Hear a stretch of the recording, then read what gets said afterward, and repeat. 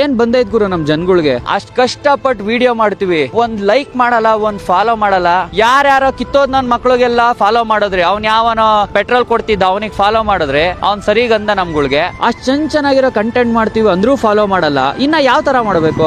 ಅದೇ ನಾವು ಯಾವನೋ ಗೂಬೆ ನನ್ ಮಕ್ಳು ತರ ಮಾಡ್ತಾನಲ್ಲ, ಯಾವ ಕಿತ್ತೋಗಿರೋ ಸಾಂಗ್ ಆಡ್ಕೊಂಡಿ ಇನ್ನೊಂದ್ ಮಾಡಿದ್ರೆ ನೀವು ಫಾಲೋ ಮಾಡ್ತೀರಾ? ಅಷ್ಟ್ ಕಷ್ಟ ಬಿದ್ದು ಒಂದೊಂದ್ ವಿಡಿಯೋ ಎಡಿಟ್ ಮಾಡಕ್ 2 ಅವರ್ ಟೈಮ್ ತಗೊಂಡ್ ಮಾಡ್ತೀವಿ. ವಿಡಿಯೋ ನೋಡ್ತೀರಾ, ಖುಷಿನೂ ಪಡ್ತೀರಾ. ಒಂದ್ ಲೈಕ್ ಮಾಡಕ್, ಫಾಲೋ ಮಾಡಕ್ ಏನ್ ಬಂದೈತ್ ನಿಮ್ಗೆ? ಮೊನ್ನೆ ಒಂದ್ ವಿಡಿಯೋ ಮಾಡಿದೀನಿ ಒಂದ್ ಹುಡುಗಿದು, ಆ ಹುಡುಗಿಗೆ 2000 ರಿಕ್ವೆಸ್ಟ್ ಹಾಕಿದೀರಾ. ಮಾನ ಮರ್ಯಾದೆ ಬಿಟ್ಟವ್ರು ವಿಡಿಯೋ ಮಾಡಿರೋ ನನಗೆ ಹಾಕಲ್ಲ. ನೀವುಗಳು ನೀವು ನನಗ್ ಸಪೋರ್ಟ್ ಮಾಡಿದ್ರೆ ಅಲ್ವಾ ಗುರು ನನ್ಗೂ ಸ್ವಲ್ಪ ವಿಡಿಯೋನ ಇನ್ನ ಚೆನ್ನಾಗಿ ಮಾಡ್ಬೇಕು ಅಂತ ಫೀಲ್ ಆಗೋದು. ಆ ಹುಡುಗಿಗೆ ಮಾಡೋ ಸಪೋರ್ಟ್ ನಮಗ್ ಮಾಡಲ್ವಲ್ಲ ಗುರು. ನಾನ್ ಮಾಡಿದ್ಕಲ್ವಾ ಹುಡುಗಿ ನಿಮ್ಗೆ ಯಾರು ಅಂತ ಗೊತ್ತಾಗಿದ್ದು. ಕನ್ನಡ ಕರ್ನಾಟಕ ಅನ್ಬಿಟ್ಟು ನಾವ್ ವಿಡಿಯೋ ಮಾಡ್ತೀವಿ. ನೀವ್ ಕನ್ನಡದವ್ರಿ? ನೀವು ಕನ್ನಡದವ್ರಿಗೆ ಸಪೋರ್ಟ್ ಮಾಡಲ್ಲ, ಯಾವನ್ಗೋ ಸಪೋರ್ಟ್ ಮಾಡ್ತೀರಾ. ಅದೇ ನಾವು ಹೋಗ್ಬಿಟ್ಟು ಬೇರೆ ಸ್ಟೇಟ್ ಅಲ್ಲಿ ವಿಡಿಯೋ ಮಾಡ್ಬೇಕಷ್ಟೇ, ಅವಾಗ ನಮಗೆ ಸಪೋರ್ಟ್ ಸಿಗುತ್ತೆ. ನಿಮ್ಗಳನ್ನ ನಮ್ಕೊಂಡು ನಾವ್ ಇಲ್ಲಿ ಮಾಡಿದ್ರೆ ನಾವ್ ಏನ್ ಬೆಳೆಯೋದು ಇಲ್ಲ, ಏನು ಮಾಡೋದು ಇಲ್ಲ. ಆ ಬೇರೆ ಸ್ಟೇಟ್ ಅಲ್ಲಿ ಸಪೋರ್ಟ್ ಮಾಡಿದಷ್ಟು ನಮ್ ಕರ್ನಾಟಕದಲ್ಲಿ ನಮಗೆ ಸಪೋರ್ಟ್ ಮಾಡ್ತಿಲ್ಲ. ಸ್ವಾರ್ಥಕ್ಕೋಸ್ಕರ ಓಡ್ತಿರೋ ಪ್ರಪಂಚ ಯಾರಿಗೋಸ್ಕರ ನಿಲ್ಲಲ್ಲ.